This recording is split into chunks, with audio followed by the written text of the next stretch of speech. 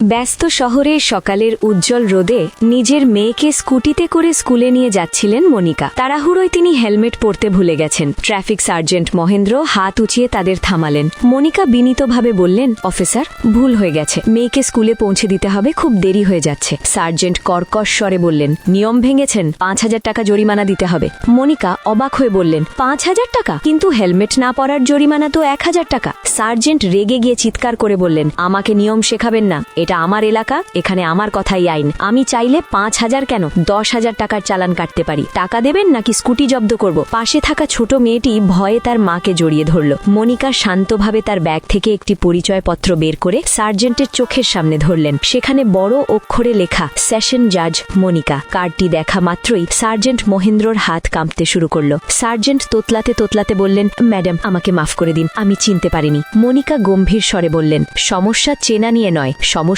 আপনার মানসিকতা নিয়ে। আপনি আইনের রক্ষক হয়ে মানুষকে ভয় দেখাচ্ছেন। মনিকা আর দেরি না করে কন্ট্রোল রুমে ফোন করলেন এবং বললেন, আমি সেশন জাজ মনিকা বলছি। এখানে আইনের ভুল ব্যাখ্যা দিয়ে সাধারণ মানুষকে হয়রানি করা হচ্ছে। আমি নিজেই নিয়ম ভেঙেছি, তাই আমার ১,০০০ টাকার বৈধ চালান কাটিন, কিন্তু এই অফিসারকে তার অসততার জন্য এক্ষুনি বরখাস্ত করার নির্দেশ দিচ্ছি। কিছুক্ষণের মধ্যেই সার্জেন্ট মহেন্দ্রর কাছে ফোন দিয়ে তাকে সাময়িক বরখাস্ত করার কথা জানিয়ে দেওয়া হলো। যাওয়ার আগে মনিকা শুধু বললেন, আইন সবার জন্য সমান, তা সে বিচারক হোক বা সাধারণ নাগরিক।